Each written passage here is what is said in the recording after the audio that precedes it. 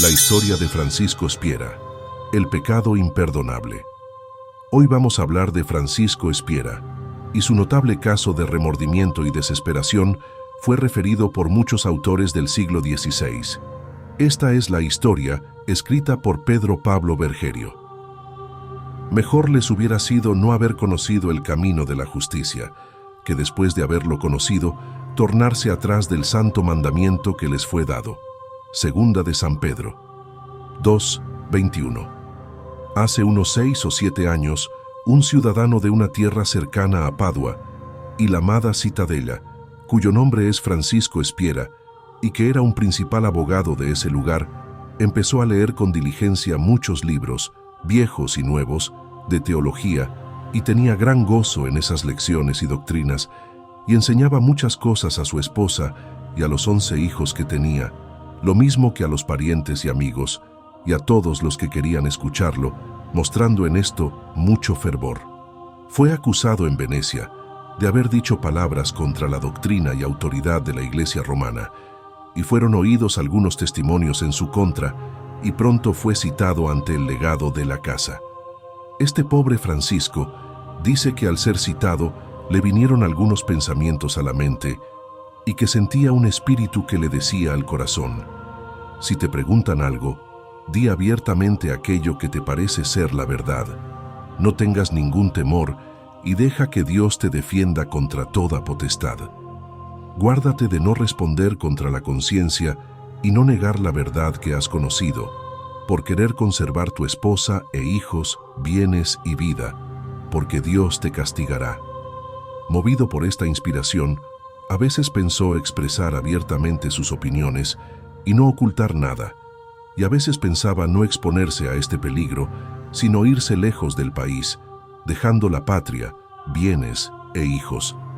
Y al fin, después de largas luchas, resolvió disimular y guardar encerradas sus opiniones secretamente en su corazón y con la boca decir otra cosa en todo, como quisiese el legado, y así lo hizo.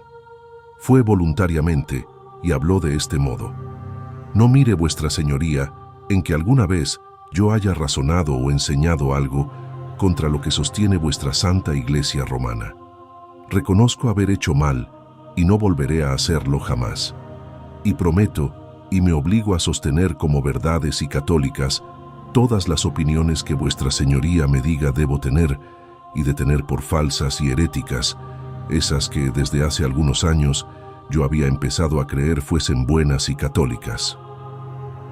Esta confesión y abjuración fue aceptada y escrita por mano del mismo Espiera, y se le ordenó que volviese a Citadella y que un día de fiesta, a la hora de la misa, subiese a un púlpito y dijese que él reconocía como malas todas las ideas que hasta hace poco acostumbraba sostener y enseñar, y que confesaba verdaderas todas aquellas que sostiene la Iglesia de Roma. Entonces salió de Venecia para ir a cumplir con eso, y dice él que yendo a Citadella, otra vez el Espíritu empezó a hablarle interiormente diciéndole: Francisco, has escrito en un papel tu primera abjuración, falta todavía hacer la segunda, y que la selles y confirmes. No lo hagas, Francisco, estás en libertad, puedes irte a donde tú quieras, el mundo es grande. Estima más el honor de Dios que la comodidad del mundo. No niegues a Cristo, para que Él no te niegue a ti. No obstante, estas amonestaciones, deseando él conservar las comodidades mundanas, fue a la tarima, y en presencia de unas 2000 personas que se hallaban presentes, dijo lo que se le había ordenado decir, sintiendo siempre que su conciencia no consentía, sino que firmemente lo acusaba. Cumplido con eso, el infeliz volvió a su casa, e inmediatamente se sintió tomado por la mano de Dios. Sintió que le eran quitados los dones del Espíritu, la confianza y esperanza en el Señor, y sintió un horror y miedo grandísimo en su ánimo, una confusión y desesperación total, y a quien quería consolarlo, respondía con mucha gravedad: mi caso es fatal. Siento en mí la sentencia de la condenación eterna. Estoy maldito para siempre en el número de los reprobados, porque he negado a Cristo y la verdad conocida.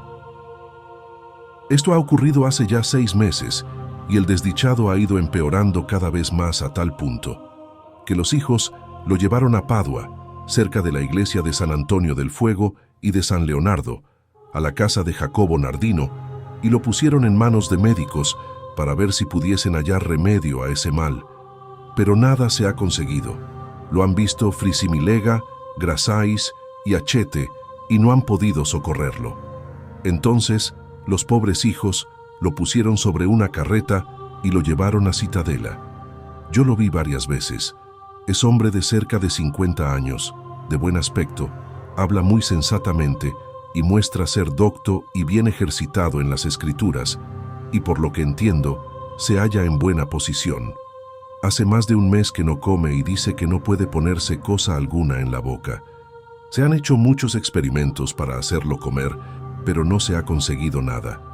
Pero sus hijos lo sujetan y abriéndole la boca, a la fuerza, le suministran un poco de caldo y un huevo, y así vive.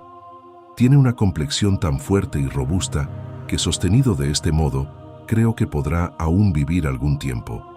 Y de esto el pobre hombre se lamenta y, entre otras cosas, dice: así como a los elegidos todo obra para bien, a los réprobos todo es para mal y tormento. He aquí, hasta mis hijos me causan martirio cada día y me retienen a la fuerza en esta vida, de la cual tanto quiero salir. Y habiéndosele preguntado si piensa que cuando muera hallará reposo, contestó: encontraré tormentos y aflicciones horribles, pero las merezco y tendré que sufrirlas, porque he cometido el pecado contra el Espíritu Santo, que es el pecado de muerte. Sería largo referir todo lo que él ha dicho y que le he escuchado con mis propios oídos, pero escribiré algunas cosas de las más notables. A fin de consolarlo, se le han citado muchos pasajes de las Escrituras, porque estuvieron con él muchas personas de significación, prelados, doctores, maestros y otros caballeros, y todos se cansaron. Pero a todos les daba como respuesta: desearía poder recuperar los dones que me han sido quitados, pero no está en mí el poder hacerlo. Dios me los ha quitado en castigo al pecado y para vuestro ejemplo, y sé y siento que no me los quiere restituir, y ya me ha condenado, y ya siento las penas del infierno. Y cuando se le decía que la misericordia de Dios es infinita, y que en Cristo habían sido castigados todos sus pecados, y que mirase a ese propiciatorio y a ese sacrificio, y no a sí mismo, respondía: esas son palabras para decir a los elegidos, ellos se alegrarán en oírlas, en cambio que a mí me causan confusión, ruina, tormento, daño y, verdaderamente, olor de muerte.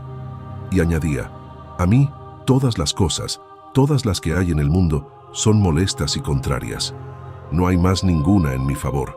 Todas concurren a ayudar a mi condenación. Y al decir así exclamaba: horrenda cosa es caer en las manos del Dios vivo. Hebreos 10:13. Y no creáis que estas cosas fuesen dichas como las diría un demente o furioso, sino serenamente, con suspiros graves, y muchas veces con lágrimas, las que conmovían las entrañas y nos hacían llorar a todos los presentes. Ciertamente que él ofrecía un extrañísimo espectáculo. Me parecía ver, y decía que le parecía ser un hombre ligado de pies y manos con fortísimas cadenas, y que uno lo estuviese llamando y diciendo: ven acá te suplico, desligado de esos hierros, y que él respondiese: lo que me sobra es el deseo, pero ¿cómo quieres que pueda teniendo estas cadenas alrededor? Y llorase y gimiese por no poder ir. Así este desventurado deseaba poder esperar y confiar en la misericordia de Dios, pero sentía que estaba endurecido y no podía, y si con la boca llama e invoca el nombre de Dios, siente que el corazón no puede invocarlo, y que hasta siente que con el corazón lo odia y blasfema.